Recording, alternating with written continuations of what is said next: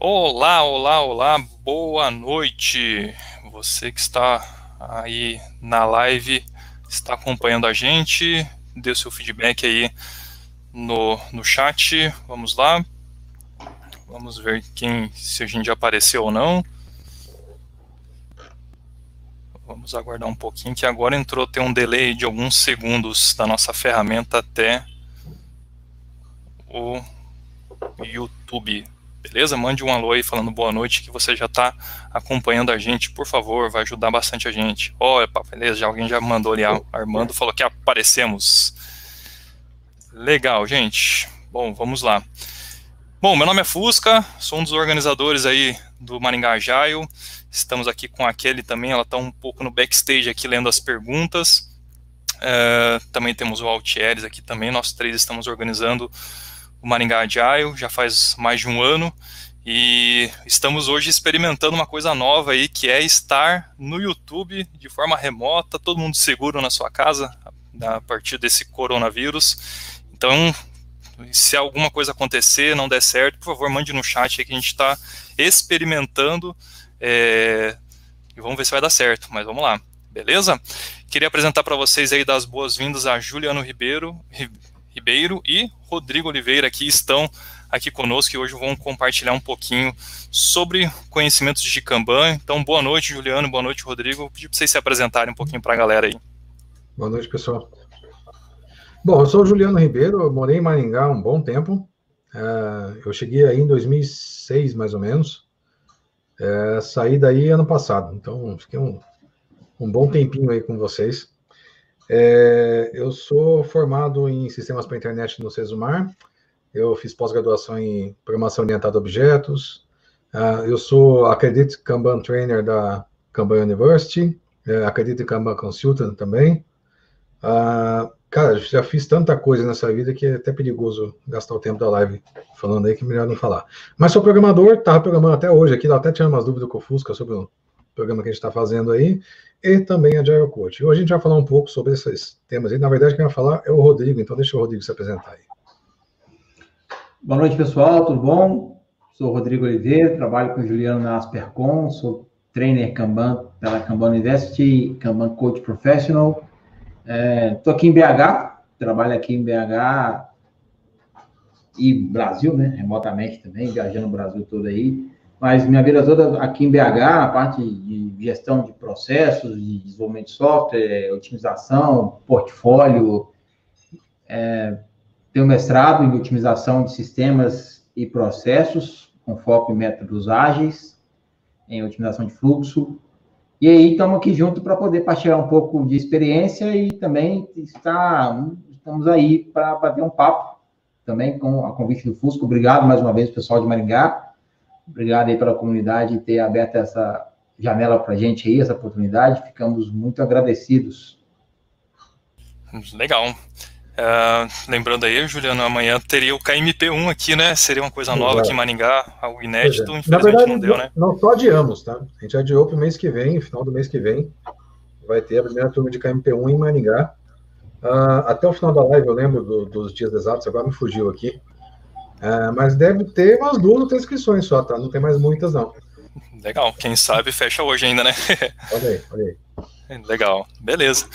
Bom, gente, a ideia hoje aqui, então, o Rodrigo vai estar apresentando para a gente uma palestra aí, uma pergunta que não quer calar, quando ficará pronto. Depois disso, a gente vai ter um momento de perguntas e respostas aqui.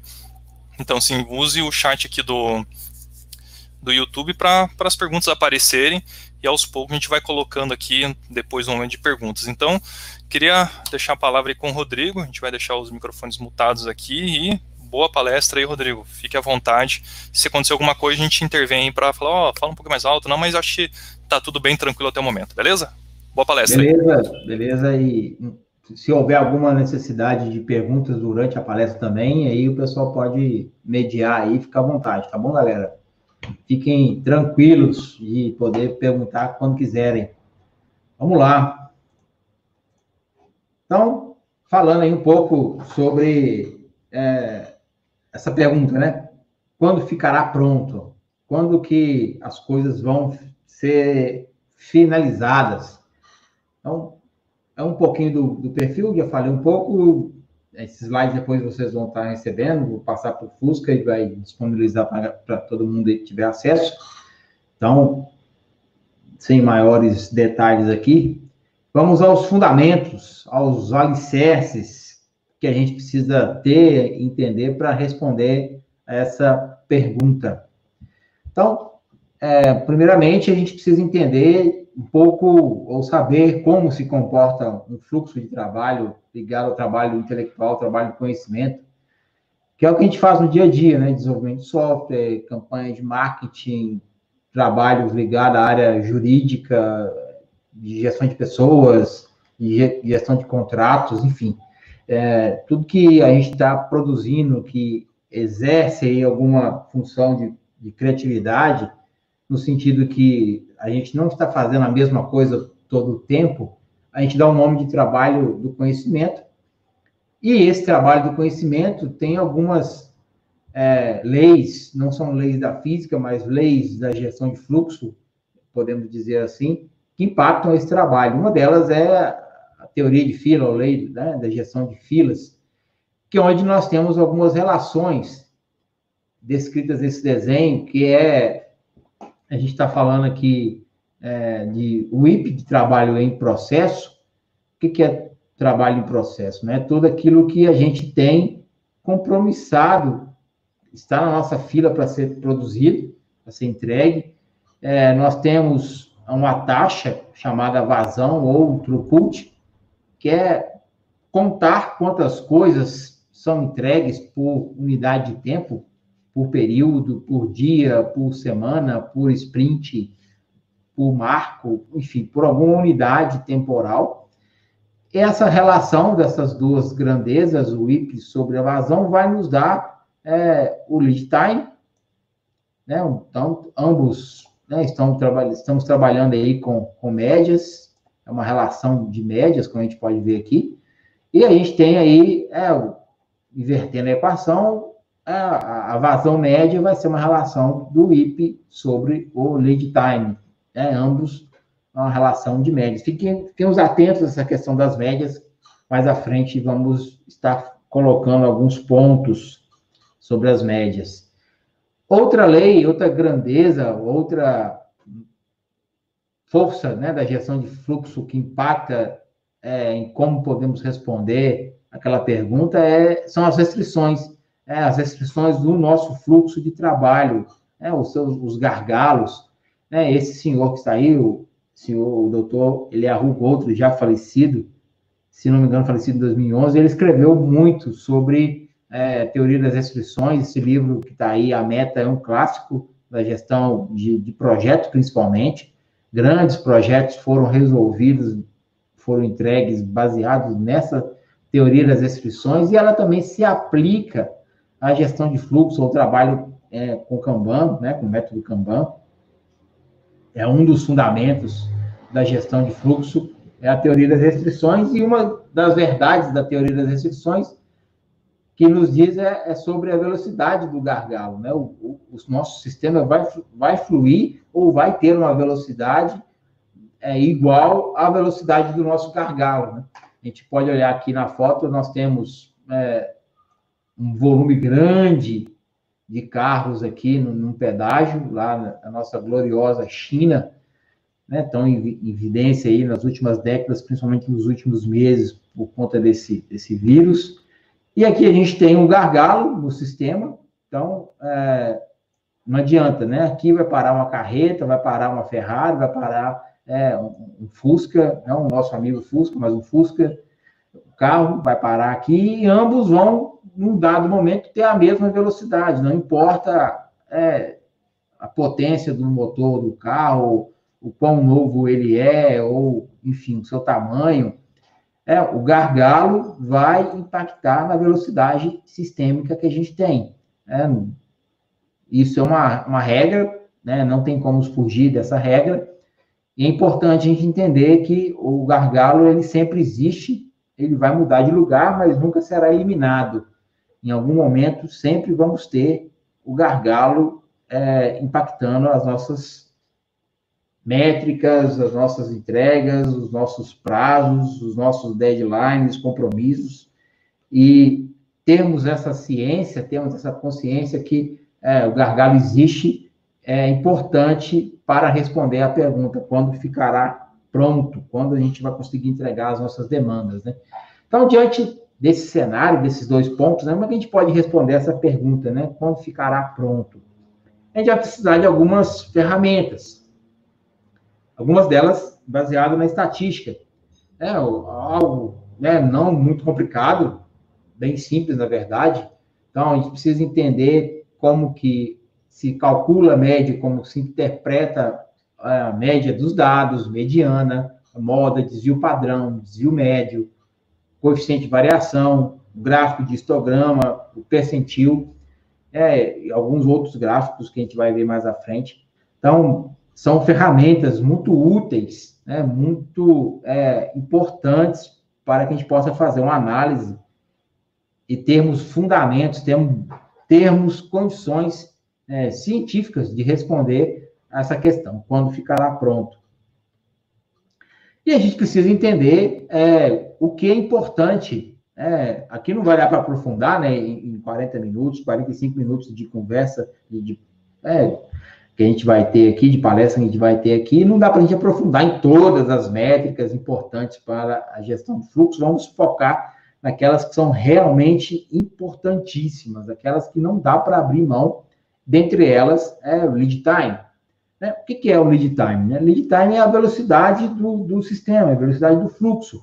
É o que a gente, se a gente tem lá um fluxo de início a fim, com várias etapas aqui, vários pontos no nosso processo, a gente vai ter aqui, nesse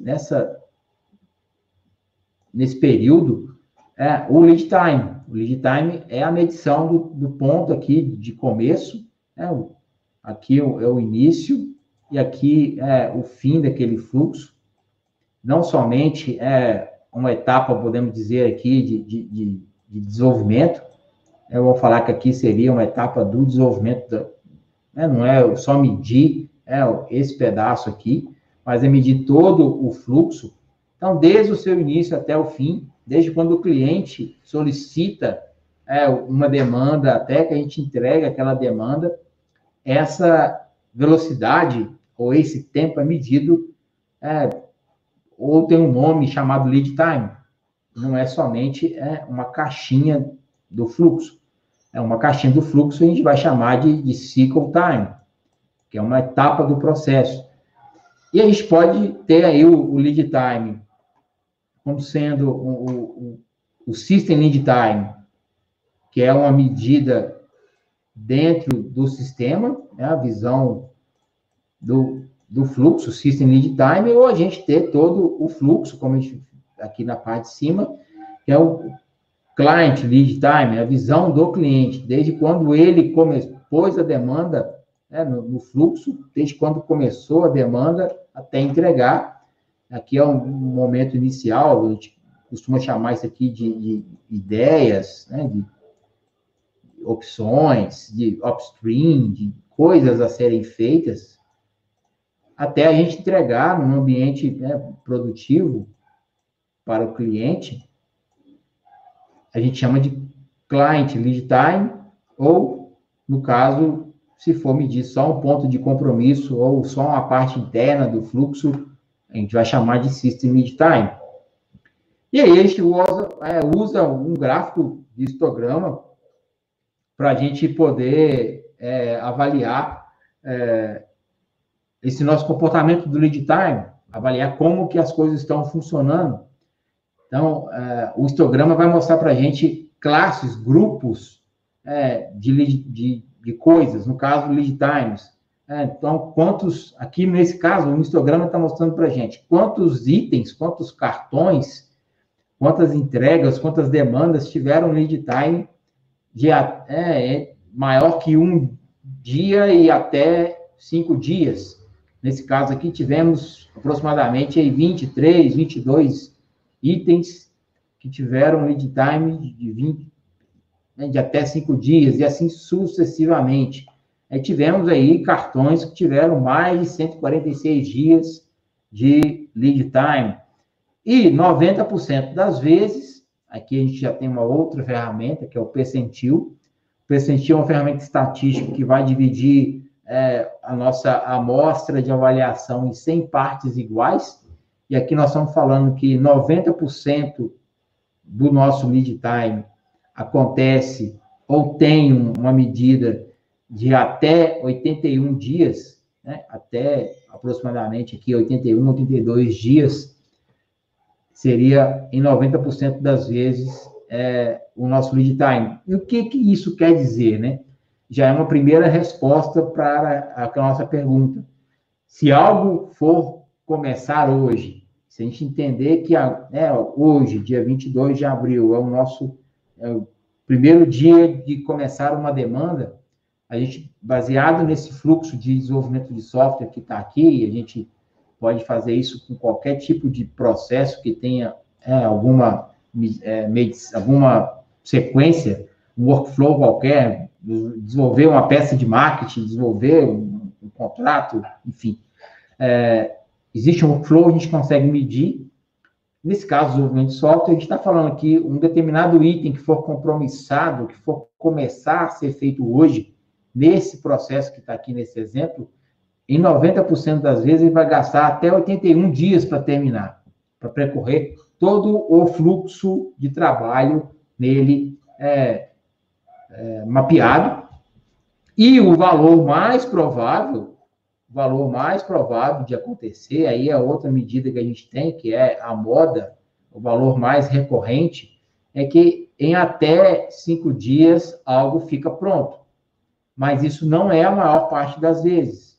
Lembre-se que é um valor mais provável, porém, não ocorre para a maior parte dos itens.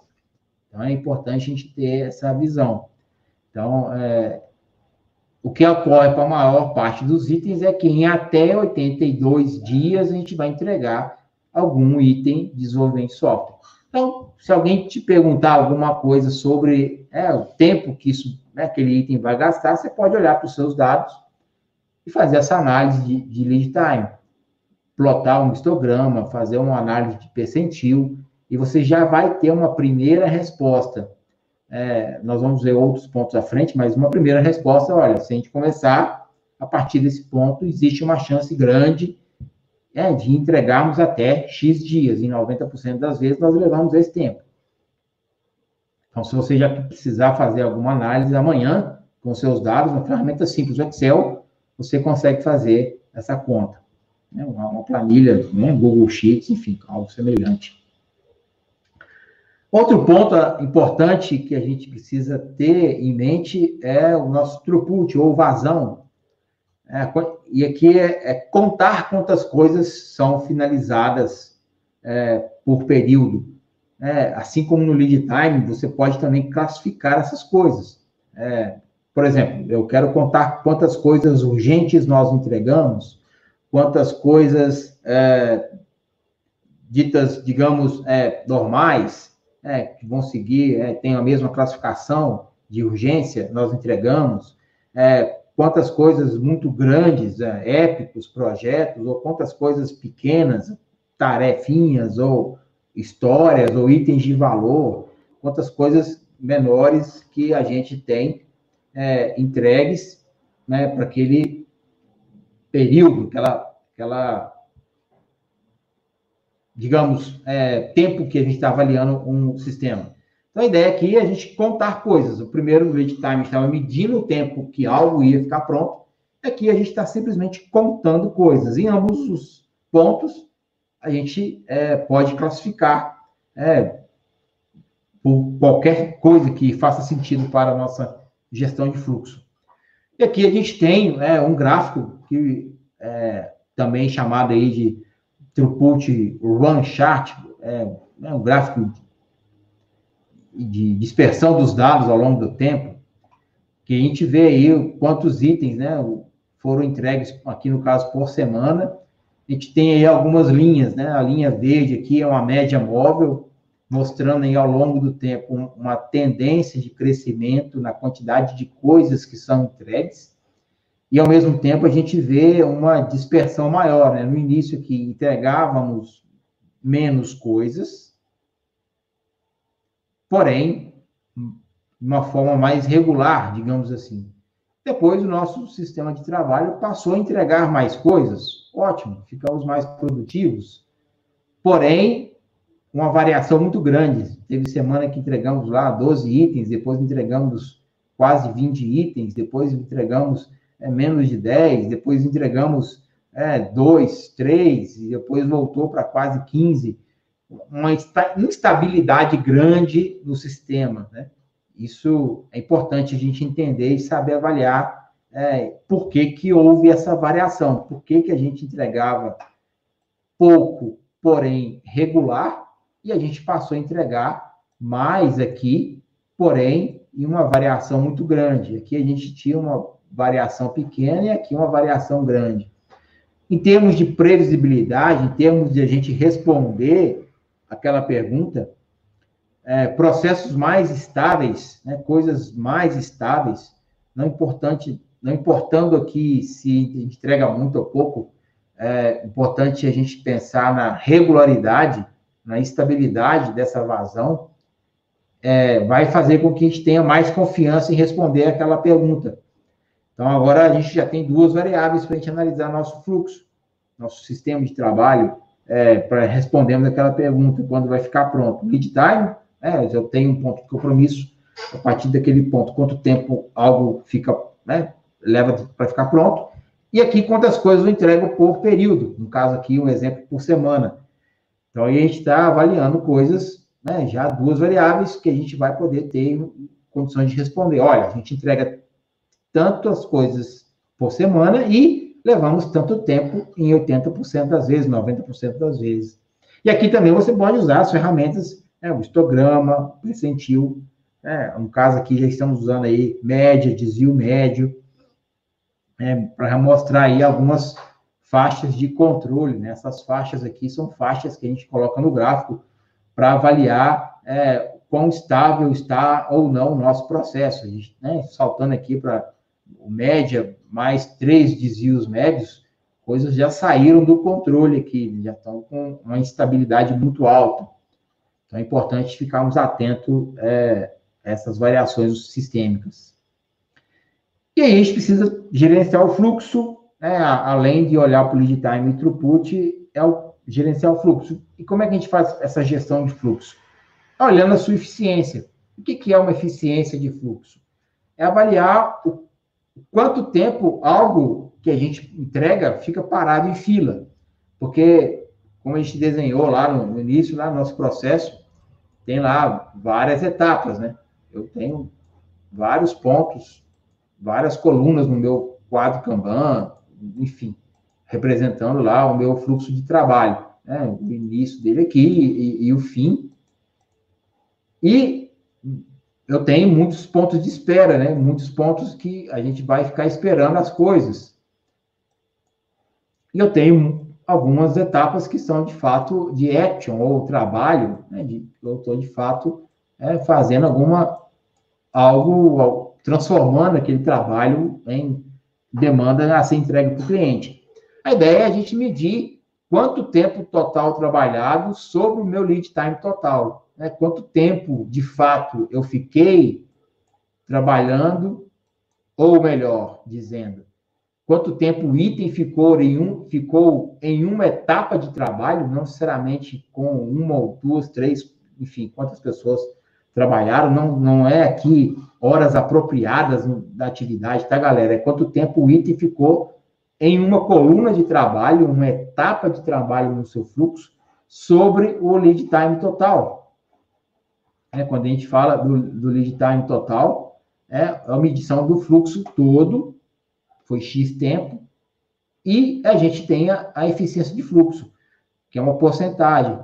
E aí, eu tenho um histórico aqui que, na maior parte das vezes, quando a gente começa a medir aí um sistema, começa a trabalhar com lead time, a gente começa a notar algo em torno aí de uma eficiência de fluxo de 10, 15% no máximo. Isso quer dizer que dos 100% do seu lead time, 80%, 85%, 90% do tempo, o item ficou esperando algo acontecer. Ele ficou no que a gente chama de fila, ou etapas de espera, né? E essa visão de onde e quanto tempo um item fica parado é importantíssimo para a gente entender a gestão de fluxo, para a gente melhorar o nosso fluxo. Isso, normalmente, são aqueles gargalos ou bloqueios ou restrições da teoria das restrições que a gente viu anteriormente. Esses itens representam ali as esperas, os gargalos. E aí a gente tem uma evolução também, de forma gráfica, da nossa eficiência de fluxo. A gente está melhorando ao longo do tempo aquela nossa eficiência ou a gente está piorando, né, ao longo do tempo? Estamos, né, com uma eficiência mais regular ou ela está crescendo, porém, está melhorando, porém, ainda bem instável, semana após semana, como que está aí avançando nossa eficiência de fluxo, né? Então, mais uma medida aí, mais uma informação para a gente ter como fundamento para responder a pergunta, quando ficará pronto. Outra forma necessária é medir o IP, é medir o nosso fluxo, medir a quantidade de itens que estão em processo, né? Principalmente, além da quantidade, a idade desses itens. Então, a gente precisa entender o age WIP, ou a idade dos itens em processo, em progresso. Então, a medida, né, do age WIP, a idade dos itens, é importantíssimo, porque o lead time, a gente só vai conseguir saber o lead time de alguma coisa quando a gente entregar algo, quando aquele item finalizar. Mas eu posso ser proativo, no sentido de melhorar a minha gestão de fluxo, tomar as medidas proativas, né, não esperar algo acontecer para reagir, olhando para a idade dos itens no meu sistema. Quanto mais velho está o item no meu sistema, maior é o risco do meu lead time ser alto e, consequentemente, não conseguir cumprir o combinado com o meu cliente, com quem contratou aquela demanda, né? E aí a gente precisa entender os itens mais antigos, priorizá-los, eliminar do fluxo, entender se aquela demanda realmente precisa ser feita. E tudo isso é custo, né? Custo de gestão no nosso fluxo. Olhar para aqueles caras e todo dia ficar avaliando aquilo ali, né? Em retrospectivas, em reuniões diárias, em relatórios que tem que ser entregues, enfim. O cara ficou mais uma semana, mais uma semana, mais uma semana. Precisa fazer aquele item, de fato. Está ocupando espaço, energia, sempre custoso, né? Gerenciar coisas muito antigas. E uma redução nesse wage WIP pode gerar para a gente aí ganhos exponenciais, né? Uma redução no nosso lead time, ou nesse range WIP de 10% a 20%, pode trazer para a gente um ganho de 200% a 400% de redução de custo. Ou de aumento de receita. Os ganhos, né, na gestão do lead time, eles não são lineares, eles são exponenciais. Tá na moda aí a gente falar da curva exponencial do vírus e tal. Aqui também se aplica essa questão de curvas exponenciais. A gestão do lead time, ele envolve questões exponenciais, tanto para o bem quanto para o mal. Se a gente quer fazer uma boa gestão de fluxo, é importante a gente fazer uma boa gestão do nosso lead time. E a gente também colocar no gráfico, né? A idade dos nossos itens está diminuindo ao longo do tempo, e diminuindo de forma sistemática, sem muita variação. Estamos, de fato, melhorando a nossa gestão de itens no sistema, tanto a sua idade quanto a quantidade de itens em processo. Então, a importância de limitar trabalho em processo, trabalho em progresso, o reflexo dessas técnicas de gestão de fluxo, como práticas de gestão de fluxo, melhor dizendo, como limitar o IP, impacta diretamente em métricas como dessa natureza, que vão refletir no maior lucratividade do seu produto, do seu serviço, maior satisfação do seu cliente, maior qualidade de entrega do seu produto, de uso do seu produto, do seu serviço. Então, é importante limitarmos o trabalho de processo, principalmente por causa da gestão do lead time. Um gráfico muito importante, né, na gestão de fluxo, já mudando aí para um próximo tópico que nos ajuda a responder sobre lead time, a gente falar o seguinte, sobre o CFD. O que é o CFD? O Cumulative Flow Diagram. Não sei se alguém já usou, se faz uso dele no dia a dia, mas ele é um gráfico. Se tiver que usar um gráfico, você vai usar esse gráfico, o CFD. Ele vai te mostrar aí, como a gente está vendo, o lead time, a quantidade de tarefas que estão em processo, a quantidade de trabalho que falta ser feito, o tamanho do nosso backlog não compromissado, a taxa de novas entregas, a taxa de saída do sistema, várias informações a gente analisa no CFD, gargalos, tamanho de fila, pode usar também o CFD como uma ferramenta de previsibilidade dentro de algumas condições. Dentre elas, você tem que ter, por exemplo, aproximadamente a mesma média de itens que entra no seu sistema, precisa ser aproximadamente a mesma média de itens que sai do seu sistema. Então, isso é uma característica de um sistema estável. E se você tem um sistema estável, ou próximo de uma estabilidade, você pode usar o CFD para fazer projeções de quando o trabalho vai ser entregue. Então, você já tem aí o lead time, você já tem o throughput, a gestão do seu WIP e o gráfico, de itens acumulados, de Cumulative Flow Diagram, o CFD, para te ajudar a responder essa pergunta. Quando as coisas vão ficar prontas? Quando um projeto fica pronto? Quando uma história, um item de valor, alguma feature, algo que foi comprometido com o seu cliente, quando ficará pronto. E a gente precisa dessas informações, não para que a gente possa saber o quão certos nós estamos, mas quão errado, na nossa expectativa, nós estamos. Se nós temos um deadline de entrega, se o cliente está, olha, eu preciso desse projeto entregue nessa data ou nessa época, e a gente, hoje, 3, 4 meses antes, 2 meses antes daquela data, a gente, aproximadamente, temos uma chance de 80% de entregar, ou não dá para comprometer com aquela data, dia após dia, período após período, a gente precisa saber o quão errado nós estamos na nossa previsão inicial e termos condições de ajustar o nosso trabalho para cumprir aquele combinado, seja retirando escopo, seja fazendo pareamento, seja aplicando alguma técnica de melhoria funcional de processo para que a gente possa entregar aquilo que foi comprometido, ou pelo menos temos respostas para falar com o nosso cliente e negociar. Olha, não vai dar para entregar tudo e vamos entregar esses itens com esse nível de certeza. Porque existem riscos não conhecidos e que vão acontecer durante a execução do trabalho. Não vamos entrar no detalhe aqui da gestão de riscos também, mas tem muitas variáveis, e a gente está passando um momento disso, Há 1 mês e meio atrás, estávamos todos trabalhando nos nossos escritórios, nossos prédios, e no meio do caminho acontece uma necessidade de trabalharmos em casa, trabalhar de forma remota, com um monte de variável que está acontecendo, e com certeza isso impactou de alguma forma nas nossas entregas, porque você teve um tempo de adaptação, teve um tempo de reconectar as coisas, de fazer o ambiente novo funcionar, que isso não estava previsto em planejamento de ninguém, e aconteceu. E agora, como é que a gente faz para corrigir o rumo?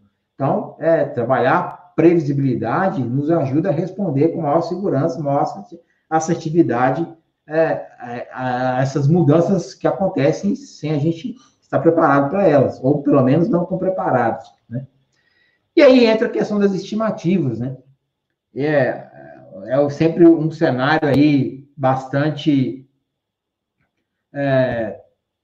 desafiador, Que a gente trabalha, eu, pelo menos, trabalho há mais de 20 anos fazendo gestão de software, já tive equipe de 20, 30 pessoas para entregar diversos projetos, produtos, e sempre foi recorrente a pergunta, Quando é que isso vai acabar? O baseline vai ser cumprido? Qual que é a estimativa de entrega dessa atividade? E a gente sempre foi para um lado de entender, ou pelo menos pensar que algo que é mais complexo do que o outro, né? Um item de valor, uma história que é mais complexa do que outro item de valor, outra história. Então, certamente, aquela história mais complexa, a história A, no nosso exemplo aqui, vai levar mais tempo para ser entregue, né? É sempre um raciocínio lógico, né? É sempre um raciocínio linear que a gente tem. E a gente, para responder, ou termos condições de afirmar que isso é verdade ou não, a gente não pensa em algumas coisas, né? E não pensa em algumas variáveis, né? E muita gente já acha que isso tá certo, mas não está tudo errado, né? E não está errado, está muito errado. A gente não olha todas as variáveis, pelo menos as mais importantes, para a gente responder essa pergunta, afirmar que algo mais complexo do que outro vai gastar mais tempo porque esse item é mais complexo, ou maior, ou mais difícil de fazer. Isso não impacta, eu afirmo para vocês categoricamente, isso não vai impactar no tempo de entrega dos seus itens. Não é a complexidade, a dificuldade de se fazer, o técnico, a experiência da pessoa, enfim, se você usa método A ou método B, se você faz pareamento ou se não faz, se você desenvolve tal tecnologia, tal plataforma, né? Não me interessa. Isso eu afirmo categoricamente para vocês. Não importa. Por quê? Né? O problema é que a gente vai fazer estimativa de algo olhando tempo de trabalho. E a gente costuma até acertar, porque a gente tem alguma experiência com aquilo que a gente está fazendo. Então, olha, eu acho que eu gasto 30 horas, 2 dias, 50 dias para fazer aquela atividade. E a chance de você estar certo, ela é grande. Porém, você está passando um tempo, ou uma estimativa, baseado em 10, 15% do que é o seu lead time. Como a gente estava falando, a maior parte do seu trabalho vai ficar parado em alguma fila. A maior parte do tempo do seu trabalho vai ficar parado em alguma fila esperando algo acontecer. E ainda assim, aquilo que é reflexo, ou aquilo que representa o seu trabalho, vai ter alguma variação. Não é linear. As coisas não são linearmente comportadas no universo do trabalho, do conhecimento. Então, por isso que você não vai acertar suas estimativas.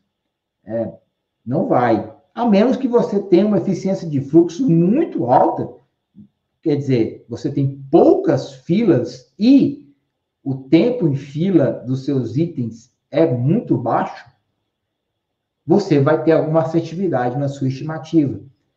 Se você não faz nenhuma gestão de fluxo, você ainda não conhece as suas filas, ou você está começando a fazer esse trabalho, maior parte das vezes a gente tem um sistema nessa natureza, o que a gente costuma dizer de baixa maturidade, você vai ter problemas em cumprir as suas estimativas. Né? Esse gráfico aqui mostra uma relação de lead time em horas versus pontos, story points. Você pode substituir isso aí por qualquer unidade de tamanho que você queira.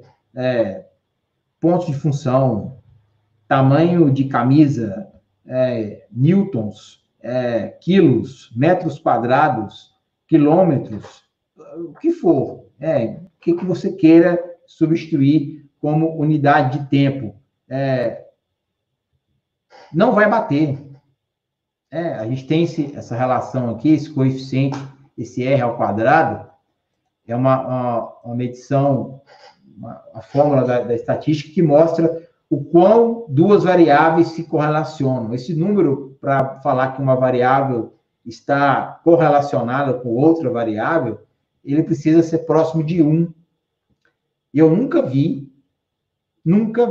esse número ser maior que 0,1, 0,2. A gente tem uma baixa correlação entre medições de tamanho de trabalho de software, vamos falar aqui da maior parte do trabalho intelectual, trabalho ligado ao conhecimento que é produzido hoje. Qualquer unidade de medida desse item, um caso aqui, pontos, eu nunca vi. Já medi mais de 100 mil itens, mais de centenas de projetos, centenas de sistemas de trabalho, diversos tipos de cliente, bancos, software houses, startups, times de serviços de marketing jurídico, de gestão de pessoas, de governança de corporativa. Nada conseguiu ter uma relação entre qualquer unidade de tamanho e lead time. Não tem. Por quê? Justamente por conta desse processo aqui. A gente estima, tenta acertar o que é o verde aqui, que é o tempo de trabalho, o tempo que algo fica numa etapa de trabalho, e a gente não sabe, não tem controle, não sabe medir, é impossível a gente prever quanto tempo algo vai ficar parado em alguma fila. Quando, e nem quando vai parar numa fila, e nem por quanto tempo ele vai ficar parado lá. Então, aqui é importante a gente entender isso claramente, né? A gente não tem controle sobre esses pontos, né? Sobre quando um item vai ficar parado numa fila. Então, como é que a gente faz, então, para responder? Né? Avançando um pouco mais, a gente precisa ter algum histórico, né? Mas que histórico de dados? Quantos dados a gente precisa ter? Quantos registros a gente precisa ter? Qual o tamanho da nossa amostragem? Precisa ser 1 milhão de registros, 1 milhão de projetos, 1 milhão de dados? Não precisa, tá, galera? Não precisa. Existe um cálculo estatístico, essa equação aqui, tem outros, mas essa é bem simples, que mostra a quantidade de amostras, mostra para a gente quantos itens a gente precisa ter para se trabalhar uma previsibilidade. Então, o que esse cálculo aqui, que essa tabelinha aqui está dizendo para a gente? Está dizendo que existe uma chance de 80% dentre que um próximo item que você escolher, por exemplo, eu tenho lá 8 itens de lead time registrados. O lead time do cartão 1, lead time do cartão 2, lead time do cartão 8. Agora eu vou pegar o lead time do cartão 9, do item 9 que foi entregue. Existe 80% de chance de que o valor daquele cartão, o valor do lead time daquele cartão, esteja entre os valores das amostras já registrados. Existe 80% de chance. E existe 94% de chance, se eu tiver lá 29 itens registrados, vou pegar o 30º, existe 94% de chance que o valor daqueles lead time, ou a quantidade de itens entregues por semana, ou qualquer coisa que você esteja avaliando em sua amostra, ele esteja já dentro dos 29 itens que você registrou até agora. Então, por esse cálculo aqui, você não precisa ter 1 milhão de itens. Tá bom, trabalhar com 90 itens, 100 itens, vai te dar uma precisão maior, ok? Mas, se você já tem 9 itens, 10 itens registrados, 15 itens registrados, já é suficiente para você trabalhar alguma previsibilidade, ou ter aí um histórico consistente de que você tem respostas mais robustas para que você consiga responder a pergunta que nós fizemos no início. Agora, na prática, como é que isso funciona? Eu, Rodrigo, como é que eu trabalho? Eu pego os dados dos últimos 3 meses, por exemplo, e vou sempre substituindo os mais antigos pelos mais novos. Isso vai trazendo para mim dados mais recentes que refletem possíveis mudanças, possíveis ganhos de experiência, práticas que a gente implementou, melhorias sistêmicas, diminuição de tamanhos de fila, de lead time. Isso vai trazendo para a gente novos dados que vão melhorar a nossa amostra. Então, não adianta você trabalhar com 30 itens de um ano atrás. Um ano atrás, o cenário era completamente diferente do que era nos últimos 3 meses. Então, sempre trabalhe com dados dos últimos 3 meses. E para uma visão histórica de mais longo prazo, que pegue aí sazonalidade, férias, feriados, tempos que o meu serviço entrega mais e tempos que ele entrega menos, pela natureza do serviço, enfim, você pode pegar aí um ano de registro de dados que você tiver. Se você até hoje não faz nenhum registro, comece a fazer o mais rápido possível. Qualquer ferramenta aí de gestão de trabalho, Gira, Azure DevOps, Kanbanize, Trello, você consegue fazer. Hoje a gente está usando muitas ferramentas digitais, né? Estamos todos trabalhando, boa parte remoto, para não falar 100%. Mas se você estivesse trabalhando num quadro físico, anotasse lá o lead time de início e fim do cartão e ela colocasse numa planilha Excel, já era suficiente para você ter já algum registro, né? Então, não precisamos de ter muitos dados. Algo ali em torno de 100 itens é importante, 30 itens já é suficiente, 10 itens dá para começar, né? Você já tem ali valores importantes para você trabalhar. E aí a gente avança um pouco mais, né? Até agora a gente estava falando aí dessas ferramentas, mas elas servem até, então, para a gente medir ali, ou dar resposta sobre poucos itens, ou um item em especial, né? Quando a gente quer trabalhar a previsibilidade de maior quantidade de itens, eu quero entender qual é o risco, qual a probabilidade de entregar todos os itens que estão no sistema, que são comprometidos. Aí a gente precisa de um pouco mais de robustez na nossa análise. Aí a gente vai estar falando de métodos um pouco mais avançados, como o método de Monte Carlo, que é um processo que vai simular o histórico realizado do nosso sistema de trabalho. Ele vai repetir a execução do nosso fluxo, vai simular a execução do nosso fluxo de trabalho centenas de milhares de vezes, né? Hoje a gente tem recurso computacional suficiente para fazer isso de forma rápida. Rápida, nós estamos falando aí de segundos de processamento, coisa muito rápida. Então, é um método que vai repetir a execução do nosso processo, baseado no nosso histórico, e nos dá algumas projeções. E porque ele faz isso milhares de vezes, aí, estatisticamente, ele consegue guardar uma semelhança muito próxima da realidade dos nossos dados e nos dá aí uma confiança maior para responder quando algo ficar pronto. Então, esse gráfico que está aqui, um burn-up, que é um gráfico semelhante a um gráfico de CFD, o que a gente pode aplicar, né, questões de previsibilidade usando burn-up, usando CFD, é o seguinte, né, como que aplica aqui o Monte Carlo? Lá no CFD, usando a lei de Little, né, fazendo projeções baseado na média, nós vamos ter aí um ponto no tempo baseado na média, né? Aqui é uma linha média, né? Seguindo aqui a linha azul aqui, a minha média histórica, eu tenho um ponto no tempo. Olha, baseado na minha média, a gente vai entregar vai entregar as demandas que a gente tem nesse ponto. Quando eu faço simulação de Monte Carlo, eu gero vários pontos. Ele consegue mostrar para mim várias situações, vários cenários. Então, tem um cenário que vai terminar aqui, tem um cenário que vai terminar aqui, tem um cenário que vai terminar aqui. Tem aí uma curva de distribuição de cenários possíveis com seus riscos. E aqui a gente está usando uma combinação das ferramentas que a gente trabalhou, né?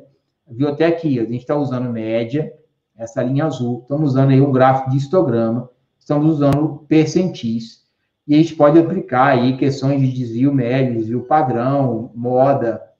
No caso aqui, o valor mais provável, o ponto maior nessa curva, é de terminar nesse ponto aqui.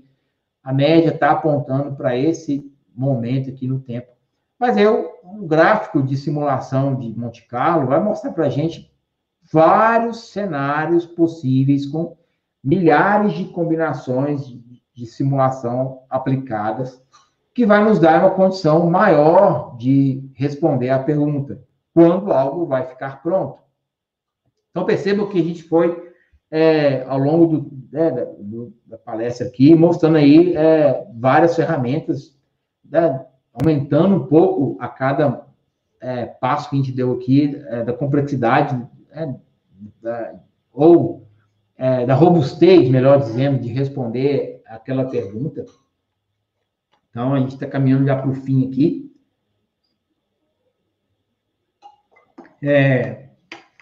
Da gente ter aí condições, desde um processo mais inicial, até algo um pouco já mais bem gerenciado, de a gente conseguir responder a pergunta, quando vai ficar pronto?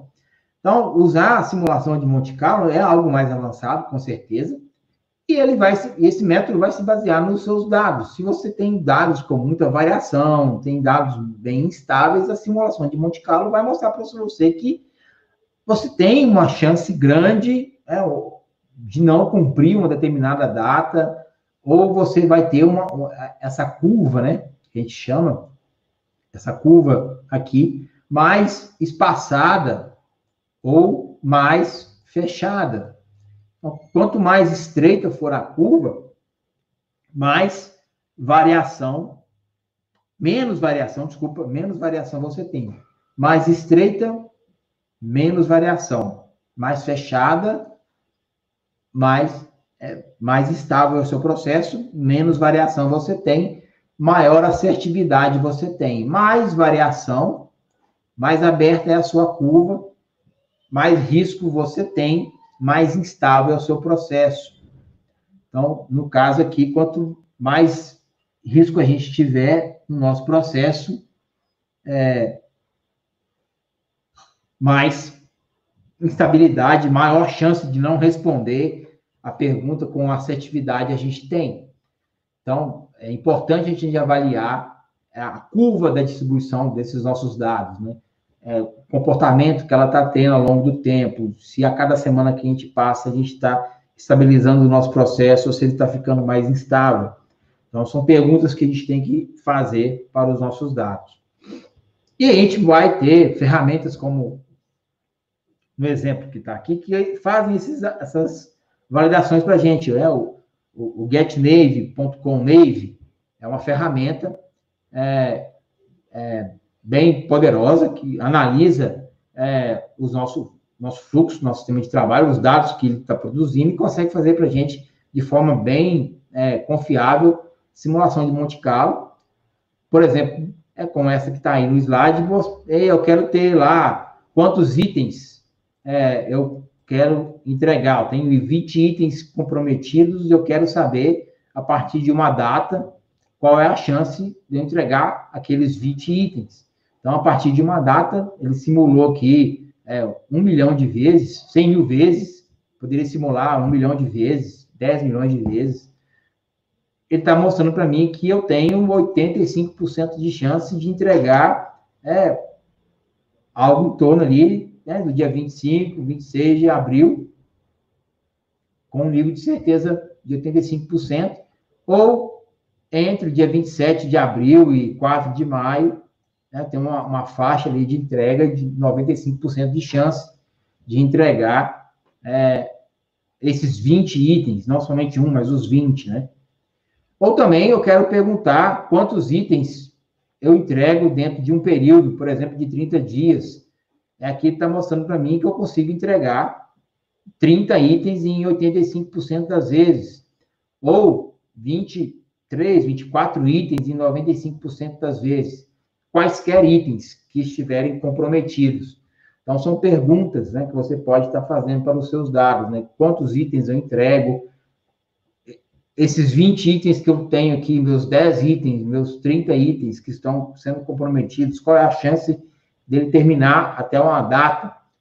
Ou, como a gente está vendo nesse gráfico aqui, quantos itens eu entrego em 30 dias, em 20 dias, em 15 dias, em 60 dias. Lembrando-se que quanto maior o prazo que eu quero prever, maior é o risco que eu estou correndo, menos chance eu tenho que algo possa ser cumprido no horizonte maior, né? lembrando aqui que as coisas mudam muito rápido, né, no trabalho do conhecimento. A gente tem bastante impacto aí sobre essas questões. Beleza, pessoal? Foi aí, então, aí algumas referências, né? Foi um pouco sobre como responder essa pergunta, quando ficará pronto.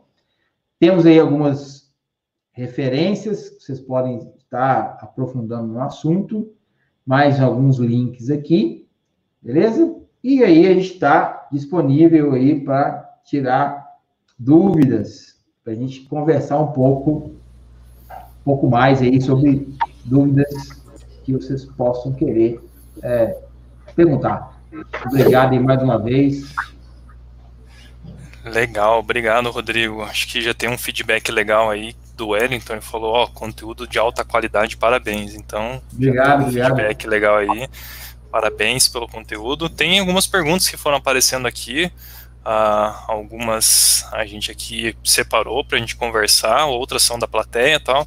Acho que teve vários itens aí de vários conceitos, aí o Juliano também pode complementar e fica à vontade quem vai responder. A gente falou um pouquinho sobre lead time, cycle time lá no início, lá, diferença deles, assim, só para dar uma frisada para a galera.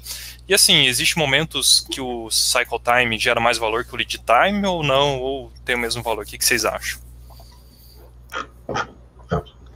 Pode falar, Juliano.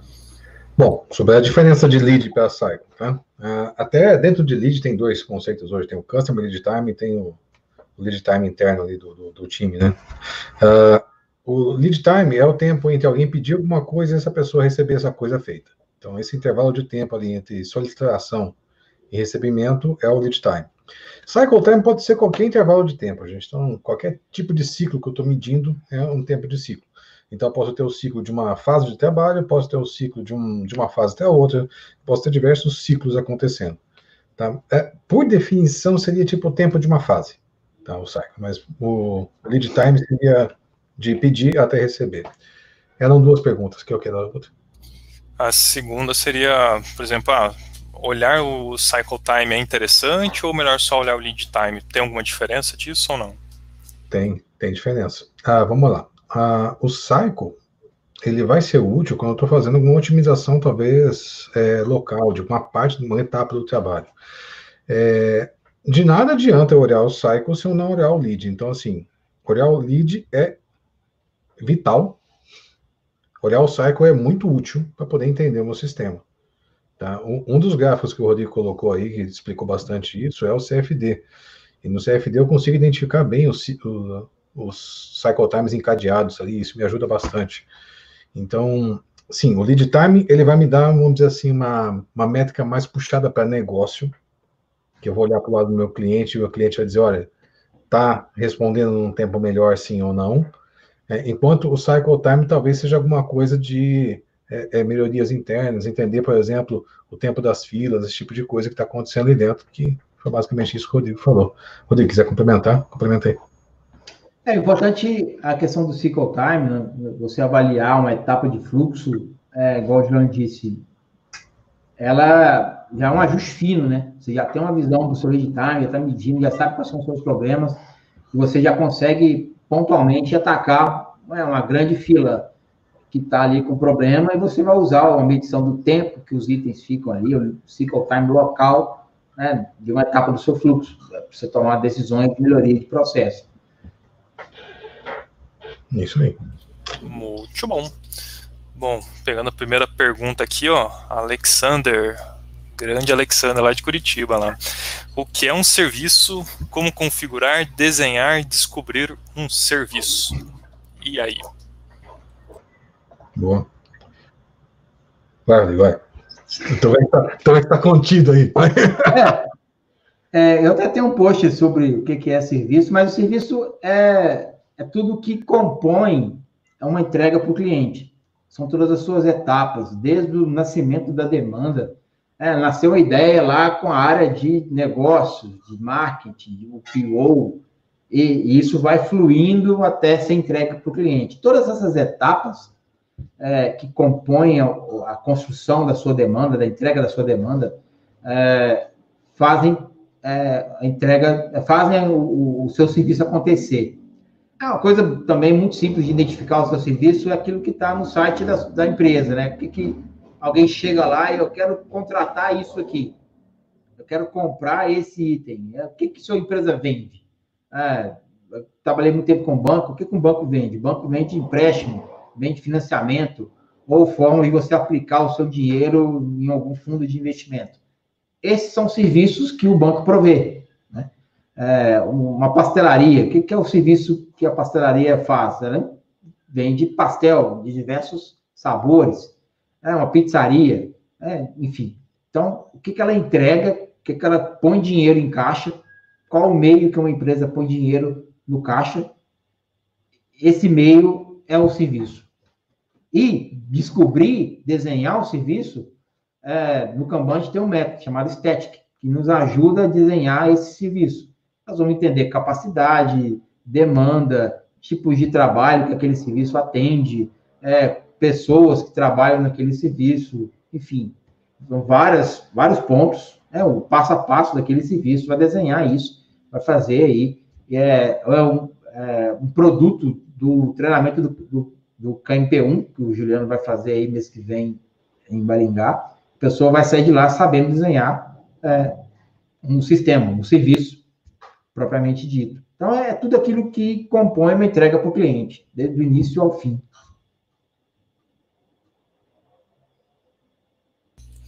Tem Boa, alguma coisa? Quer complementar?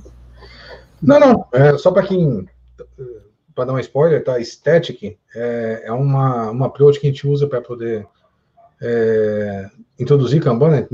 É uma sigla, na verdade, tá? Não é algo que é estático, na verdade o Kanban é bem dinâmico. Mas o Static significa System Think Approach to Introduce Kanban. Então, é uma abordagem de pensamento sistêmico para poder introduzir Kanban. Então, é bem tranquilo e tem algumas etapas lá, tem alguns passos. Na verdade, é muito mais uma lista de lembretes para você não esquecer na hora de desenhar o seu sistema Kanban, algumas coisas que você precisa ver antes de começar a implementar. Tá? Mas Muito bom. Bora para a próxima? Pode. Beleza. Diego Kalili, dúvida, que dicas práticas vocês teriam para trabalhar com times novos no processo Kanban e não estimar nada, para que ele não ache normal as filas levarem muito tempo ou até não entregar algo? Vamos lá. Deixa eu entender bem a pergunta. Que dicas práticas você teria para trabalhar com times novos no processo para que ele não ache normal as filas levarem muito tempo ou até não entregar algo? Você usou uma palavra que eu achei perigosa aqui, Diego, que é o normal. Tá? Porque, assim, o que o Kanban tem de diferente dos outros métodos? O Kanban, ele vai na linha da evolução em vez da revolução. O que isso significa? Significa que o seu sistema já está modelado de alguma forma. Já existe algum sistema rodando aí. Tá? Já tem um fluxo de trabalho, já tem umas filas implementadas, já tem uma cadência de entrega, uma cadência de trabalho. Então, já existe um normal. Sabe? Já existe um jeito das coisas acontecerem. O que a gente pode, em cima disso, é tentar buscar melhoria, como qualquer processo, como todo teste humano pode ser melhorado, assim todo fluxo também pode ser melhorado. Então, eu evitaria muito usar essa palavra puxa, não, aqui está levando muito tempo, está levando pouco tempo. Eu não sei qual é a natureza do trabalho da sua entrega, para poder eu estar inferindo sobre o que é normal e o que não é. Por isso que eu fico bastante preocupado. Porque, assim, por exemplo, eu sou de software, tá? Trabalhei minha vida inteira com software, em alguns outros cenários com atendimento, coisinhas mais leves, mas a maior parte do tempo foi software. Certa vez eu fui dar consultoria numa empresa que fabrica caminhões. O lead time de um projeto lá era de 1 ano e pouco, de uma demanda. Tá? Tipo, o lead time médio era de 1 ano e estava lá. E eu estava acostumado, quando uma coisa levava mais do que uma semana, para mim era tempo demais. Então, assim, na minha cabeça aquilo era anormal, mas era só o meu referencial que era estranho. Vamos dizer assim, era um referencial diferente. Mas, tirando essa parte normal, vamos falar um pouco de dicas práticas para começar. Tá? Se eu for começar agora, a primeira coisa que eu faria era olhar um pouquinho para aqueles 6 dicas do Kanban e falar, gente, vamos começar com o mais básico de tudo, que é explicitar o processo, eu preciso começar a visualizar as coisas. Então, eu vou começar a entender qual que é o meu fluxo de trabalho e eu vou tentar tornar isso o mais explícito possível. Eu sei que a gente está numa fase agora que paredes não estão muito disponíveis, né? Não tem tantas paredes virtuais, mas tem um monte de ferramentas bacanas aí que permitem que a gente tenha paredes bacanas. Tá? Eu não vou falar o Trello, porque o Trello ele é mais um checklist do que um Kanban, mas eu tenho outras ferramentas aí, por exemplo, como o Miro, que eu acho uma ferramenta muito da hora. Tá? Não sei se você já ouviu falar dele. Antigamente o nome dele era Real Time Board, e agora está para Miro. Tá? Trocou tem alguns meses aí. Que é uma ferramenta bem bacana, por exemplo, você fazer quadros virtuais. Eu tenho certeza que tem outras por aí. Aqui essa eu me encantei nos últimos meses, eu achei linda demais. Mas ela não te dá métrica, não te dá nada, é só para colocar um quadro. Então, por que eu estou falando dele? Porque tendo uma ferramentinha assim, você já começa a explicitar o seu processo, e o simples fato disso estar explícito, isso está na cara das pessoas, as conversas adultas começam a acontecer. E eu acho que é aí que a gente começa a ter uma evolução do processo. Eu vou pegar tudo aquilo que estava de conhecimento ali de um, de outro e tudo mais, encarregar esse processo todo e falar, beleza, para a gente começar, vamos entender qual que é o nosso processo, colocar isso numa única página, todo mundo está no nosso processo, beleza. Agora, olhando para ele, onde dá para melhorar, onde dá para evoluir, mas sempre, nunca no achismo, sempre no, vamos medir um pouco, essas métricas que o Rodrigo trouxe hoje, lead time, cycle time, throughput, essas coisas, começa a medir elas de maneira muito leve. A gente tem uma planilhinha lá no site da Aspercom, quem quiser, acho que é fácil de achar lá. Se não quiser, a gente dá um jeito de mandar pro Fusca, ele distribui para vocês isso. É uma planilha super simples que você alimenta ela com duas abinhas, uma informação que você coloca todo dia, que não vai te tomar 3 minutos, vai te dar, cuspir todas essas informações para você poder já começar a ter uma gestão de fluxo, saindo do achismo, caindo já para um pouco mais científico, ou quase estatístico, como a gente viu aqui hoje. Então, eu diria essas 2 dicas para começar. Bota num lugar que todo mundo enxerga, e começa a medir alguma coisa e começa a discutir em cima dessas coisas que você mediu. A partir daí, o resto é evolução. Boa. Legal. Rodrigo, quer complementar? Na linha que o Juliano colocou, é a questão da visibilidade, né? É você ver as coisas acontecendo e elas serem o mais reais possíveis, o mais transparentes possíveis. E não trabalhar com fatos que não são os reais. E muitas vezes isso incomoda mesmo, né? Você começa a ver lá na ferramenta de gestão colunas com muitos cartões, as coisas demoram muito tempo para terminar, o dev já acabou o tempo dele, mas tem outras etapas de fila no sistema. Isso incomoda. E é isso que vai fazer o sistema melhorar, esse incômodo. A gente não pode acostumar com o incômodo. Tem síndrome de Gabriela. É assim, é sempre assim, vai ficar assim, e paciência. Não é. Aí exige atos de liderança, você fazer com que a coisa mude. Legal. Beleza. Seguindo aqui nas perguntas, Wellington perguntou, em um cenário real, passando por todo o fluxo unificado, qual o momento em quebrar os itens do projeto e qual o tempo deve ser? Conseguiram captar? A segunda parte, não muito. Mas vamos lá. Em um cenário real, passando por todo o fluxo unificado, qual o momento de quebrar os itens do projeto, né? Tem uma mesma pergunta, não sei se eu vou mudar aqui, ó. O Hélio também tinha feito essa daqui, ó. Considerando os itens, pode mudar durante o tempo, qual o momento e o tempo que deveriam ser gastos em quebrar os itens, chegando ao tamanho do projeto para jogar em uma simulação de Monte Carlo. Acho que agora faz um pouco mais de sentido, né? Vamos lá. Fala aí, fala. A gente falou um pouco lá, não deu para aprofundar, mas a gente falou um pouco sobre ponto de compromisso. E a gente, de uma forma didática, a gente costuma dividir um fluxo de trabalho em 2 grandes pontos. O que a gente chama de upstream, ou uma etapa de descoberta do trabalho, ou upstream, downstream, delivery, é um momento que a gente já está com uma ideia mais consolidada sobre o que vai ser feito e a gente vai entregar aqueles itens. Então, quanto mais você adiar esse compromisso, maior a sua certeza sobre aquele item a ser feito ou ser descartado. né? O upstream vai passar por um filtro que vai eliminar opções e deixar com que você tenha condições de entregar aquilo que de fato precisa ser feito. A partir de um ponto de compromisso, olha, aqui já está valendo, é o que a gente chama de delivery. Dali para frente, você já tem uma certeza muito grande do que aquilo que foi compromissado vai ser feito, vai ser entregue de fato. A partir daquele ponto, você já tem um nível de certeza maior para usar ferramentas como simulação de Monte Carlo, que é a partir do seu ponto de compromisso. Mas nada impede que você possa usar com todos os dados que você tem no seu sistema, desde o momento que ele entrou no backlog e até sair. O que você está fazendo é aumentar a sua incerteza. Pensa lá no cone da incerteza. Né? A gente já está acostumado a ver aquela figura, né? Quanto mais na boca do funil você está, mais incertas são as suas datas, seus deadlines. Quanto mais próximo do fim do funil, mais certo você está. Mas aí também prever que a data vai ser entregue amanhã, hoje, é muito simples, né? Mas a gente está falando aqui de você ter um nível de certeza maior, um ponto maior de compromisso do seu sistema. Um ponto importante cada sistema Kanban é único.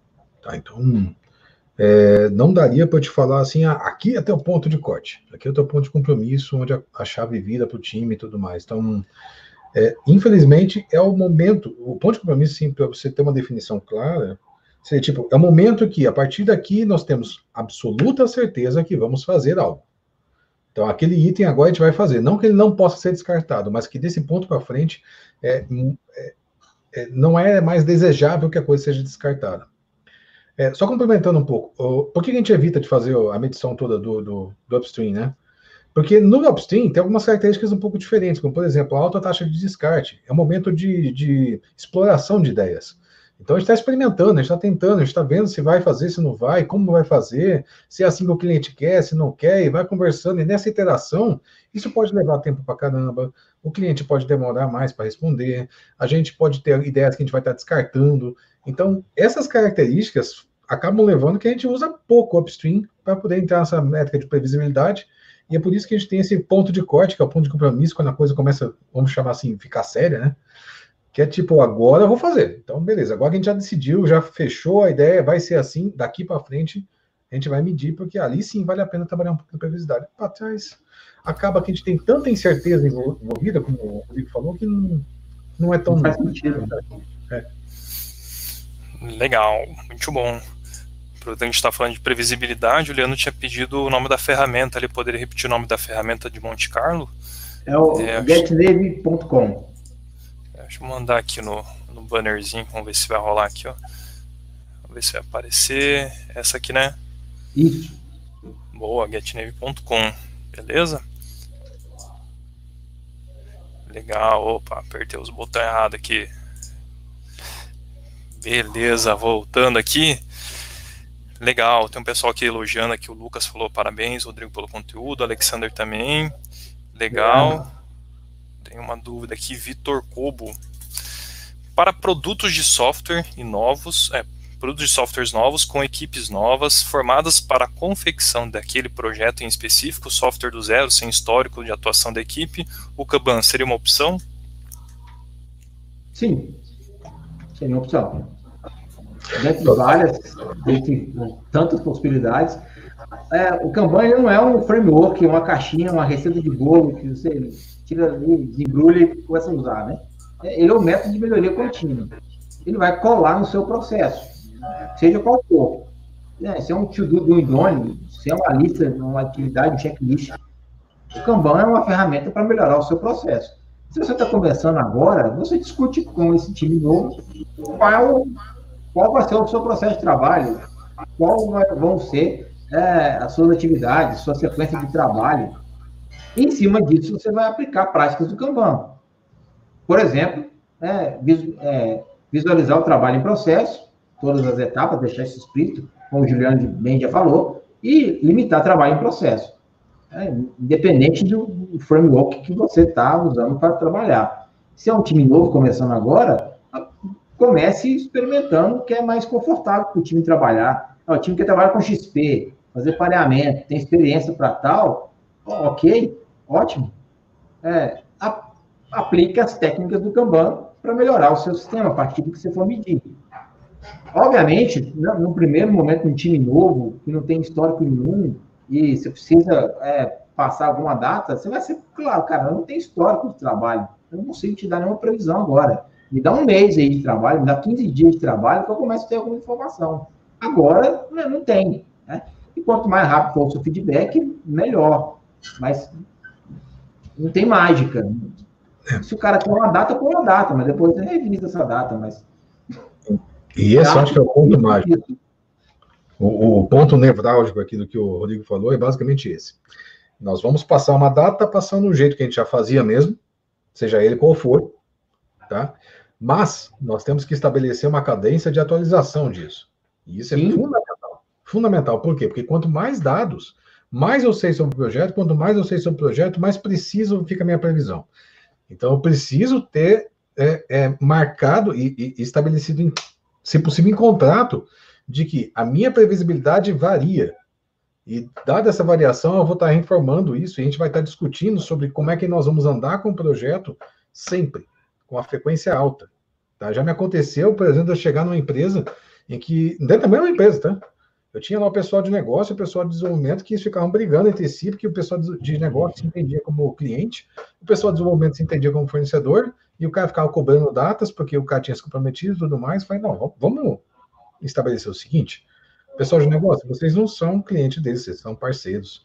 Pessoal de desenvolvimento, vocês têm que estar informando eles constantemente, transparência não é opção. Tá? Eu sei que virar isso da água para o vinho não é fácil, mas é o jeito de você estar levando isso adiante. Então, essa transparência, essa negociação acontecendo constantemente, por quê? Porque é software, bicho. Se fosse algo que todo mundo sabe fazer, já estava feito, sabe? Não é tipo uma palheta de guitarra, não é uma guitarra, sei lá, um fone de ouvido, uma coisa assim. É software, é uma coisa que ninguém fez antes, que se fizesse, já pegava numa caixinha e usava. Como você vai ter que construir junto para poder chegar na solução, nós vamos ter que constantemente, de tempos em tempos, revisar essa nossa previsão para ver se a gente vai fazer aquilo que tínhamos conversado. Além disso, a gente tem que saber se vai dar tempo de entregar no prazo, se o cara tiver. Se o cara tiver alguma coisa importante, tipo, sei lá, uma Black Friday da vida, uma Páscoa, um Dia das Mães, que está chegando aí já, vai dar tempo de entregar até lá, e aí que entra essas simulações, por exemplo, de Monte Carlo, que é fundamental para a gente poder saber, cara, dá tempo de entregar isso aqui até a Black Friday? Putz, se não dá, beleza, vamos discutir quais itens são importantíssimos. Então, quando eu falei, por exemplo, sobre conversas adultas, na boa, Kanban é sobre isso, tá? É sobre trazer informação para a gente agora, seres humanos, adultos, começar a conversar sobre coisas sérias, do tipo, quando que esse negócio vai ficar pronto? Estamos até falando, né, no slide que eu coloquei lá, a questão de previsibilidade não é para saber quando você vai estar certo, é o quão errado você está. E quanto mais rápido você sabe disso, melhor. Porque qualquer data que você passa num nível de incerteza grande, você está aumentando o seu risco. Previsibilidade, essas ferramentas que a gente mostrou, e tem muito mais, né? Não dá para mostrar aqui em uma hora todas que a gente pode usar, para saber o quão errado nós estamos. Muito bom, muito bom. Mais uma aqui. Alexander, quando enfrentamos essa questão, WIP alto sem possibilidade de gestão da fase de gargalo, vocês possuem alguma sugestão de abordagem? Será muito bem-vinda. Vamos lá. WIP alto sem possibilidade de gestão da fase de gargalo. Você não consegue aumentar o gargalo. Você não consegue aumentar a capacidade do gargalo. Parece que não dá para restringir o WIP ali. Tipo, você parece que não consegue colocar um limite, pelo que eu entendi, né? Não, mas veja só, normalmente quando você tem algum gargalo, as coisas estão acontecendo antes dele, né? Então você vai proteger as fases anteriores ao gargalo para que não impactem no gargalo. Então, tudo bem, você não precisa restringir o gargalo, você vai ter fases anteriores ali, que estão levando o gargalo a ser um gargalo. Então você vai ter que tratar, na verdade, as fases prévias, não o gargalo em si. É porque o gargalo já é uma restrição em si, né? Ele já está operando na capacidade máxima que ele pode, e isso faz dele o gargalo e faz a velocidade do sistema andar naquela velocidade do gargalo. E é isso que o Juliano falou, você tem que então alinhar o seu sistema para funcionar naquela velocidade, nem mais, nem menos, porque mais o gargalo não responde, menos você está com capacidade ociosa. Não sei se a gente conseguiu responder. Alexandre, se você puder dar um feedback aí, escrever se respondeu ou não, se ajudou, ficamos no aguardo, hein? Beleza? Bom, de dúvidas aqui, a gente encerrou. Eu tenho uma aí que sempre me aperta, assim, métricas de upstream. A gente falou bastante aí de vários itens de downstream, mas assim, beleza. Começo só com quantidade de descartes. O que vocês têm visto aí no upstream que pode talvez gerar valor, assim? O senhor Juliano fala que ele é expert. Cara, basicamente o que a gente usa é o lead time, tá? Por quê? Porque para o upstream não importa quantos eu joguei fora, tá? Porque não é relevante realmente. O importante é quantos chegaram até o meu downstream, né? Quantos passaram a ponto de compromisso. Então, usualmente não se mede o que está acontecendo ali. Para fins estatísticos, a gente costuma medir a taxa de descarte, mas basicamente por quê? Porque nós temos nas fases anteriores ali que manter o número alto de opções para poder não deixar algumas etapas dentro do meu upstream passarem fome, né? Que em inglês é starvation, mas eu acho que em português ficaria morrer de sede, morrer de fome, sei lá, inanição, obrigado. Então, tem algumas fases ali que eu preciso cuidar para garantir que elas tenham opções suficientes, já que eu tenho uma taxa de descarte, para garantir que essas opções não vão faltar para frente. Porque vamos dizer assim, ó, eu tenho lá, vamos dizer aqui, 100 no começo, tá? Aí eu tenho uma taxa de descarte usualmente de, sei lá, 30%. Então eu preciso saber, poxa, se saiu 30, vai sobrar 70. Quantos vão chegar no time lá para o time não ficar com fome, entendeu? Eu preciso controlar um pouco esse funil para garantir que vão ter opções suficientes para o time não ficar desperdiçando tempo, para que não fique a conta desbalanceada. Então eu tenho que ver quanto que eu tenho que manter na entrada para poder ver que dados de descartes que eu tenho fase por fase, quanto que eu vou ter na saída. E aí tudo quanto é tipo de técnica de prototipação, ideação, design thinking e afim vão se aplicando aqui até que a coisa chegue no time para poder chegar mais redondinha. Mas para mim a taxa de descarte ela é importante por quê? Porque eu preciso saber, dado que eu tenho uma vazão aqui no time e eu tenho aqui uma taxa de entrada que eu preciso controlar, se eu tiver menos do que aquela taxa de entrada, o time vai passar fome de itens para trabalhar, quanto que eu tenho fazendo essa conta reversa, quanto que eu preciso manter no começo do meu upstream? Quanto que precisa começar o fluxo aqui para garantir que eu vou ter opções suficientes para o time começar? É por isso que a gente controla a taxa de descarte. Mas o que importa para negócio é o lead time. Então, tem uma métrica que é a taxa de descarte, que é para garantir que eu não estou tendo uma subaproveitamento do meu time, tá? Porque eu posso estar gerando isso, tipo de... eu estou descartando tantas opções que, putz, chegou ali o time não tem nem o que fazer. Ou então, eu estou descartando poucas e acaba que estou jogando qualquer coisa para o time fazer só para ele não ficar ocioso, que também é ruim. Tá? Então, esses dois cenários são ruins. Eu tenho que manter uma taxa boa para garantir que o pessoal está fazendo aquilo que é realmente valoroso. Uma outra forma de você medir seria ter mais um número para selecionar essas opções que o Juliano está falando, seria o custo do atraso, Fusca. É você medir o cost of delay, custo do atraso. O quanto aquela opção está deixando de trazer receita para o seu serviço enquanto ela não é construída. E você tem aí várias opções com vários custos de atraso, e você vai selecionar essas opções em função desse custo de atraso. Você pode ter opções que vão durar, tem um histórico ou uma estimativa inicial, um chute, ou um histórico que você já consegue medir que, olha, coisas dessa natureza duram tanto, levam tanto tempo para ficar prontas, que é o lead time que o Juliano está falando, outras mais, outras menos, e você tem um custo de atraso, dinheiro, financeiro, não estou falando de grana, que quando eu opto por fazer A e não fazer B, eu estou optando por um custo de atraso maior em detrimento do menor, com que aquele item que eu escolhi vai reduzir um custo de atraso mais, vai ter uma maior redução de custo de atraso, vai reduzir esse custo de uma taxa maior do que a outra opção que eu não quis fazer. E não é retorno sobre investimento, é diferente. É quanto de dinheiro aquela opção está deixando de trazer para o meu serviço. Boa, legal. Bom, gente, acho que de perguntas aqui a gente zerou. Queria pedir para vocês deixarem um recado final aí, desde já agradecendo aí a presença de vocês, o tempo de vocês. E acho que tem dado tudo certo, que foi a nossa primeira experiência remota, aí vocês foram o nosso participar desse experimento, obrigado aí. Então queria agradecer imensamente Juliano, Rodrigo aí pela presença, e se vocês quiserem deixar algum recado final, fiquem à vontade aí. Vai, Rodrigo, comendo. Opa, obrigado pelo convite, Fusca, obrigado a toda a comunidade aí de Maringá, do Paraná, todos que estão assistindo aí pelas perguntas também, muito obrigado, e a gente está no LinkedIn, principalmente, podem acessar a gente lá, podem mandar, meus contatos são nos slides, eu vou passar para o Fusca e vai passar para vocês, e pode acessar via LinkedIn. E a gente também está com cursos online sobre métricas de fluxo e gestão, né, de riscos de forecasting online, né, agora em maio, primeira quinzena de maio, segunda quinzena de maio. O curso vai ser online, de 8 horas, 4 dias da noite. A gente vai aprofundar bastante, né, métricas de gestão de fluxo e em forecasting.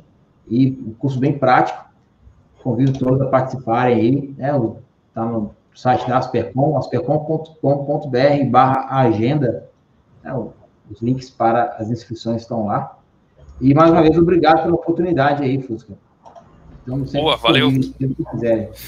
Quando tudo voltar à normalidade, aguardamos você aqui em Maringá, conhecer a cidade, comer um cachorro quente, Eita. com maionese verde. Comer um dogão, né? Um dogão. Eu tô com saudade do Silvancult, eu tô com saudade do... Como é que é o nome daquele... Faz tanto tempo que eu não vou que eu tô até esquecendo o nome do lanche lá. Panzé, Jura, sei lá. Aquele que fica na esquina da Avenida Center, pô. Nossa, se fugiu o nome, se alguém souber, manda no chat, gente. Agora fugiu no... O lanche do meu chefe, faz tempo que eu não como. Meu chefe. Eu gostava mais daquele da Receita Federal. Gente, obrigado pelo tempo de vocês aí. Foi o Rodrigo que deu a maior parte da entrega aqui. Eu vim mais para fazer a ponte mesmo. Obrigado, Diríssimo. Meu chefe é top. Eu lanche lá. Tô com saudade daquele bicho pingando óleo, assim, maravilhoso. Eu pedi para o Fusca aí também colocar alguns links, tá, dos cursos que a gente está agora nesse momento, esses cursos que o Rodrigo falou. Então, a gente está com o TKP online, tá, que a gente migrou para online também, já que é a única que estamos entregando cursos agora online, então estamos online. A gente fez uma migração forte para isso, a gente está trabalhando uma ferramenta nova agora, até para poder entregar um curso de qualidade, porque assim, eu estou vendo um monte de gente, estamos fazendo curso online, cara, não é a mesma coisa, tá? Existe um certo preparo, existe uma certa mudança de paradigma ali, o cara pode ser um excelente facilitador no presencial, não é a mesma coisa no online. Então, agora quando a gente está migrando os cursos para online, aqueles uns que nós estamos colocando online, garanto para vocês que são preparados para o online. Não é simplesmente o curso presencial que virou online só para a gente continuar entregando cursos. São cursos realmente preparados para o online. Tanto que o KMP2, que é o que vai sair agora, a gente está trabalhando com a FIM, que é o que eu estava programando hoje durante o dia, porque a gente vai fazer uma ferramenta totalmente nova só para poder entregar o curso. Tá? Então, tem toda uma preparação para garantir isso. Eu coloquei os links aí, tanto do Risco e Forecasting, quanto do TKP, que é o nosso treinamento online, introdutório, e o KMP2 a gente está na gaveta para sair logo, mas a gente só vai soltar ele quando tiver a ferramenta pronta e bem testada. Então, essa semana está sendo a release 0.9, a gente conseguindo sair a versão 1, a gente já começou. Eu pedi também, coloquei o link de maio aí, ficou para maio, dia 21 de maio, o treinamento presencial aí em Maringá. Esperamos que o prefeito... como é que é o nome dele? César Maia? Não lembro agora. Ulisses Maia, confundindo. Ulisses Maia libere logo, assim que possível, dentro da segurança da saúde, claro. Assim que possível, a gente possa fazer os cursos. A gente vai fazer todo o cuidado. A gente acabou dando... A gente pegou o comecinho da pandemia lá em BH, se não me engano, né, Rodrigo? Sim. A gente fez todo um cuidado ali de máscara, de álcool e tudo mais, para garantir que desse para fazer o curso, mas daí a coisa apertou um pouco mais, a gente acabou fazendo algo, tendo que migrar mais para online. Mas dentro da, assim que liberarem, que a coisa estiver mais segura, a gente vai fazer, mas tipo assim, com toda a segurança que precisar, para garantir que ninguém passe mal aí. Mas, gente, brigadão. Saudade de Maringá, hein? Boa, legal. Só vou copiar os links. O Juliano, eu vou pedir depois para você mandar aquela planilha, acho que você falou, que está no site da Aspercom. Se você conseguir, a gente publica lá no LinkedIn. Rodrigo. Eu vou procurar aqui. Se tiver por aí, vai mandando aí. Eu tenho certeza que tem um e-mail que a gente manda do final do curso, que a gente manda ela, mas deixa eu abrir um e-mail aqui. Então, um minutinho eu consigo pegar, se conseguir esperar. Não, beleza, legal. E a gente tá com 1h30 aqui, a gente teve uns picos aí de 50, mais 50 pessoas aí, e tem vários feedbacks legais aí, Márcio, Wellington, Maíra, beleza, tem vários comentários legais, Dionei tá aqui, beleza, Rodrigo, Fábio, João Grabowski, aqui ó, ele lá, tá aí o homem. Cadê? Chegou um pouco atrasado aqui, mas tá beleza, tá gravado. Isso daqui vai ficar gravado, gente. Talvez surja alguma pergunta, quando vai ter o próximo Maringá Agile? A gente vai definir ainda, a gente tá vendo as agendas e tal. Mas assim, em março, acho que teve, eu não lembro ainda, acho que teve, que foi lá no HBCs e agora... Oi? Tá, beleza. Vamos ver aqui o link. Não, esse não. Esse não? Esse não. Não, tá bom. Não mandei, segurei. Ó, essa foi o feedback. Tá, boa. Vou só abrir aqui para validar, pra gente entregar valor aqui. Tá. Galera, só um negócio. Copiem ela, tá? Parece meio óbvio assim, mas faz uma cópia para vocês antes de sair editando. Eu acho que ela nem tá aberta para edição. Não, só tem que dar um save as nela lá. Boa. Fechou. Então acho que era isso, gente. Muito obrigado, boa noite a todo mundo aí. E até o próximo encontro aí, a gente se vê. Valeu, se cuidem, fiquem em casa aí. Isso aí. Fala, galera, até mais. Pessoal aí.